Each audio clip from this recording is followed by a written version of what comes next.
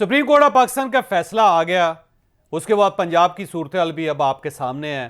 परवेज़ इलाही साहब आ रहे हैं, जा रहे हैं, हमजा शहबाज साहब आ रहे हैं, जा रहे हैं, और वहाँ पे एक जो नफसियाती और सियासी डिबेट है या वहाँ पे जो एक जंग है वो भी जारी है। वो भी अब आप मुलाहिजा कर ही रहे हैं। तो कल की रात जो गुजरी थी उसके आफ्टर फैक्ट्स अब दिन के वक्त भी नज़र आ रहे हैं आपको।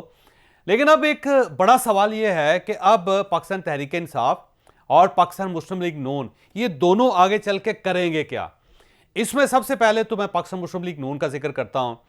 कल मोहम्मद जुबैर साहब मेरे प्रोग्राम में थे, उसमें उन्होंने एक लाइन बड़ी ज़बरदस्त कही। वो लाइन बड़ी अलार्मिंग है और जब आप उस लाइन पर गौर करेंगे तो फिर आपको अंदाज़ा होगा कि पाकिस्तान मुस्लिम लीग नून क्या सोच रही है। जुबैर साहब का ये कहना था कि हमारे पास कोई बयानिया नहीं था, कोई नैरेटिव नहीं था, लेकिन ये जो 3 जजेस हैं इन्होंने हमें नया नैरेटिव दे दिया। अब हम गलियों में जा सकते हैं, सड़कों पर जा सकते हैं, बात कर सकते हैं। तो मेरा ख्याल ये है कि पाकिस्तान मुस्लिम लीग नून इन 3 जजेस को, ये जो 3 जजेस है जिसमें चीफ जस्टिस ऑफ पाकिस्तान भी हैं, उनको हिट करने की कोशिश करेगी। लिहाजा अब वो जो कहा जाता था ना मियां नवाज शरीफ साहब की तरफ से कि ये जजेस बोगस से भरे हुए हैं और इन्होंने जानबदार फैसले किए हैं, तो दोबारा पाकिस्तान मुस्लिम लीग नून जिसमें मरीम नवाज साहिबा और मियां नवाज शरीफ साहब दोनों जो हैं वो जजेस के खिलाफ परचम उठा के गलियों में घूमने की कोशिश करेंगे। क्योंकि इस पे जो मियां नवाज शरीफ साहब की जो ट्वीट आई है वो भी बड़ी दिलचस्प है कि उसमें उन्होंने कहा था कि मुल्क में तमाशा लगा दिया है, मैं तीनों जजों का सलाम पेश करता हूं। तो उससे आप अंदाज़ा लगाइए। फिर उसके बाद जो मरीम औरंगज़ेब साहबा ने कहा वो देख लें। फिर अता तारर साहब ने जो कुछ कहा वो आप देख लें, और इसके अलावा जो बाकी हजरात हैं उनकी जो गुफ्तगू है उससे भी अंदाज़ा लगा लें कि अब पाकिस्तान मुस्लिम लीग नून एक नैरेटिव के साथ, एक नए नैरेटिव के साथ मेरा ख्याल सड़कों पे आएगी, और वो नैरेटिव होगा अदलिया मुखालिफ नैरेटिव। और उस पर पाकिस्तान मुस्लिम लीग नून ये भी कह रही है कि हम एक नई तहरीक शुरू कर रहे हैं, और ये आज़ाद अदलिया 2 फेज़ 2 तहरीक है, यानी कि अदलिया को आज़ाद करें, ये फेज़ 2 है। अब सवाल ये कि किन से आज़ाद करें, तो ये 3 जजेस जो इस बेंच का हिस्सा थे, मेरा ख्याल है यही इनका हदफ होंगे, और जस्टिस एजाजुल एहसन सबसे बड़ा हदफ बनेंगे। क्योंकि इनके बारे में पाकिस्तान मुस्लिम लीग नून ये क्लेम करती रही है कि हमारे पास कोई वीडियो बयानात हैं, कुछ ऑडियो बयानात हैं, कुछ हमारे पास दस्तावेजी सबूत हैं, तो शायद ये जस्टिस एजाजुल एहसन साहब को उन दस्तावेज़ के ज़रिए हिट करने की कोशिश करें। उमर अताब बंदियाल साहब जो चीफ जस्टिस ऑफ पाकिस्तान है, उनके खिलाफ भी ये कुछ ना कुछ लाने की कोशिश करेंगे। तो अब जो अलाइनमेंट है पाकिस्तान मुस्लिम लीग नून की तरफ से और इत्तेहादियों की तरफ से, वो तो होगी जस्टिस सिस्टम के ख़िलाफ़, सुप्रीम कोर्ट ऑफ पाकिस्तान के ख़िलाफ़। दूसरी तरफ इमरान खान साहब, क्योंकि इमरान खान साहब की गुटी में पड़ा हुआ है कि वो एक एहतजाजी तहरीक चलाते हैं, वो ज़्यादा अरसे तक एहतजाज से बाहर नहीं रह सकते। तो अब उनके पास भी एक बड़ा सुनहरी मौका है कि वो भी अपना एक एहतजाज लॉन्च कर दें, और उसके लिए उनके पास पंजाब उनके पास आ चुका है।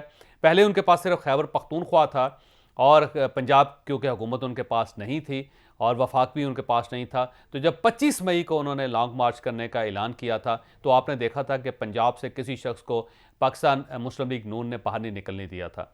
लोगों को गिरफ्तार कर लिया गया था, लोगों को डंडे मारे गए थे, रास्ते के अंदर ब्लॉकेट्स लगा दी गई थी, बैरियर्स लगा दिए गए थे, ना कोई गाड़ी आ सकी, ना कोई एहतजाज हो सका, ना कोई जुलूस निकल सका। राना सनाउल्लाह साहब का जादू चला, और हमजा शहबाज साहब ज़ाहिर उनकी गिरफ्त थी उस वक्त पंजाब में। तो वो इमरान खान साहब का एहतजाज बुरी तरह नाकाम हुआ था। अब इनके पास 2 हुकूमतें हैं, खैबर पख्तूनख्वा की हुकूमत भी इनके पास है और दूसरी पंजाब की हुकूमत भी अब इनके पास है।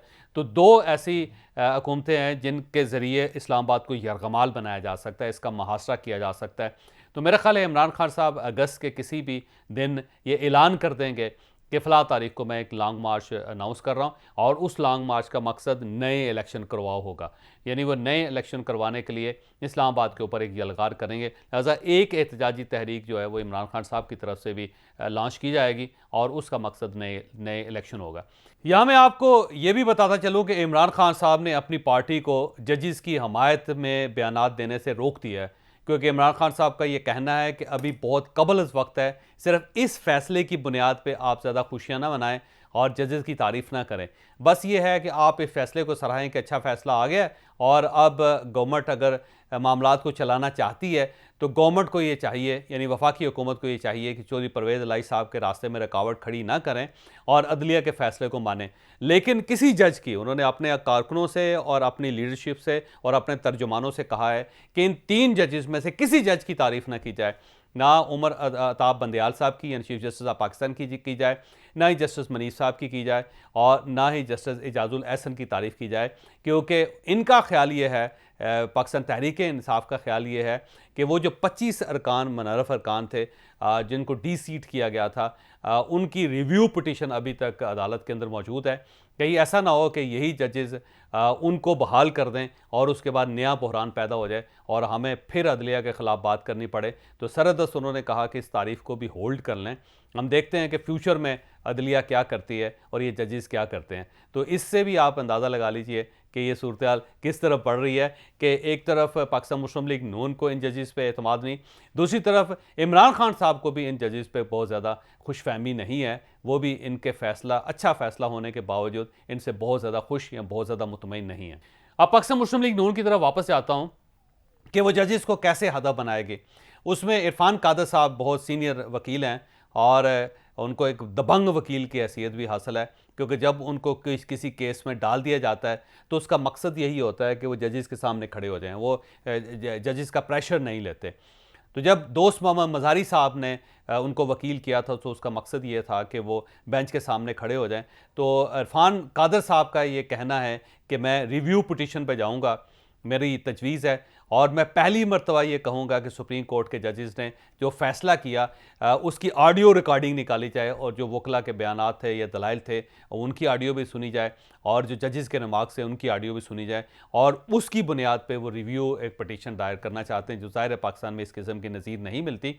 लेकिन वो उन्होंने एक कानून का हवाला दिया कि एक जो सीक्रेट एक्ट है उसके तहत या एक आवाम का किसी भी शख्स का ये हक़ हासिल है कि वो कोई भी कार्रवाई जो है उसको पब्लिक कर सकते हैं और उसको सुन सकते हैं या उसके एविडेंस हासिल कर सकते हैं। तो उसका हवाला दे के उन्होंने कहा कि मैं सुप्रीम कोर्ट ऑफ पाकिस्तान से रजिस्ट्रार साहब से ये ऑडियोस मांगूंगा और फिर मैं कौम के सामने रखूंगा कि जजेस का उस दिन रवैया कैसा था, और उनका ये कहना था कि मुझे जानबूझ के सुना नहीं किया या मुझे मिस कोड किया गया, और जो इसके वकला थे सलाउद्दीन साहब थे उनको भी सही नहीं सुना गया, और इसके साथ मंसूर जो थे उनको भी नहीं सुना गया था। तो वो ये जिक्र कर रहे हैं। तो अब अगर एक तरफ से ये पटिशन दायर हो जाती है और साथ ही जो एहसन भोंड साहब अगर उनको सपोर्ट करते हैं, जो बार्स एसोसिएशन हैं जो पाकिस्तान मुस्लिम लीग नून के सपोर्टर हैं, वो अगर अदलिया के ख़िलाफ़ खड़े हो जाते हैं तो मेरा ख्याल है एक नया बहरान इस साइड से स्टार्ट हो जाएगा। और साथ ही ये पुरानी जो ऑडियोज़ और वीडियोज़ हैं वो अगर आना शुरू कर देती है तो आप खुद अंदाज़ा लगाइए कि एक गंद जो है वो उछाला जाएगा सुप्रीम कोर्ट ऑफ पाकिस्तान पे। और दूसरी तरफ इमरान खान साहब आ जाएंगे और इमरान खान साहब का एक ही एजेंडा होगा, एक ही नुक्ता होगा, और वो ये कहेंगे कि नए इलेक्शन करवाए जाएं, हमें ये सिस्टम कबूल नहीं है। तो एक तरफ से ये प्रेशर, दूसरी तरफ से ये प्रेशर, तो आने वाले दिनों में मेरा ख्याल है इस्टेब्लिशमेंट और अदलिया दोनों के ऊपर बड़ा खौफनाक प्रेशर आएगा, और इस प्रेशर की बुनियाद पर कुछ फ़ैसले पाकिस्तान के अंदर होंगे। अब वो फ़ैसले पाकिस्तान के लिए अच्छे होंगे या गलत होंगे इसका फ़ैसला तो वक्त ही करेगा। लेकिन मुझे बहुत बड़ी एहतजाजी तहरीकें इस वक्त नज़र आ रही हैं, और आने वाले दिनों में वो शायद पाकिस्तान को यरगमाल बना लें, जो पाकिस्तान के लिए मेरा ख्याल है सरेदस्त मुनासिब नहीं होगा।